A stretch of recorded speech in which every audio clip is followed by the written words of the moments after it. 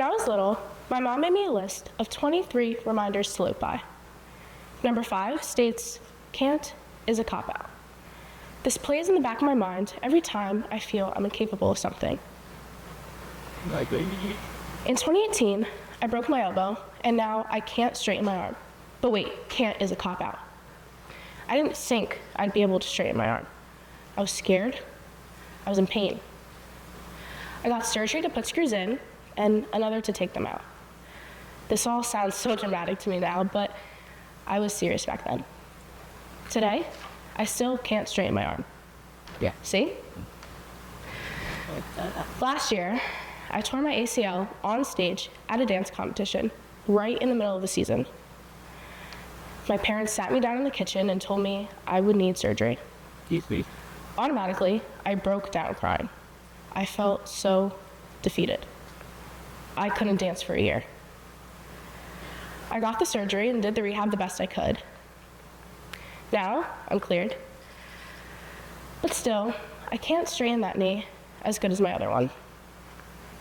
So, what if can't isn't a cop-out in certain aspects?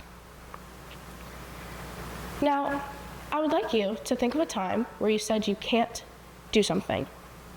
You can't take it anymore, or you can't achieve something, mentally or physically. Did you end up doing that thing? If so, congratulations, I hope. If not, that's okay too. How do we know we will or will not be able to do something? In the medical field, every patient and situation is unique. Doctors are forced to make decisions based on limited information and be open to unexpected outcomes. Healthcare is about being adaptable and continuously learning.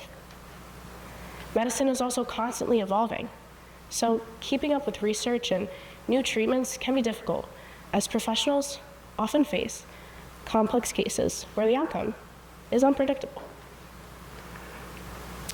Personally, I know I'm going to feel like I can't do it, and that's okay. I'm sure others feel that way too. So, the US Department of Health and Human Services exposes that the realities of our healthcare system are driving many health workers to burnout. They're at an increased risk for mental health issues and choosing to leave the health workforce early. They work in distressing environments that strain their physical, emotional, and psychological well-being. Stress, burnout, anxiety, and even depression can be a part of their daily life. Yeah, bad for. Like I said, I know that I'm going to feel like I can't do it. And for example, when my parents see their friends at social gatherings and tell them that I'm going to medical school, I feel like I can't do it. I feel like I dream too big, or who am I to think I'm that smart to go to medical school and have a responsibility as big as saving someone's life? And I know that others can feel that way too. So that's why I urge families and friends to stay close to their loved one entering the medical field. Good. Each year in the US, roughly 300 to 400 physicians die by suicide, and deaths are 250 to 400% higher among female physicians when compared to females in other professions. That's a pretty big number.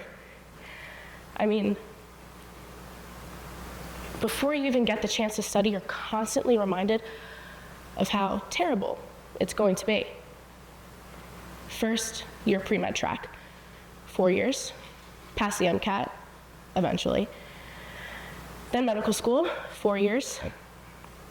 Residency, 3 to 7 years. Fellowship, 1 to 3 years. That's a minimum of 12 years in school and training. And myself, many medical students will store themselves away and isolate themselves to their studies. And you might think that this is the best idea because you have to study. This stuff is hard. But actually, it can lead to a very dangerous road.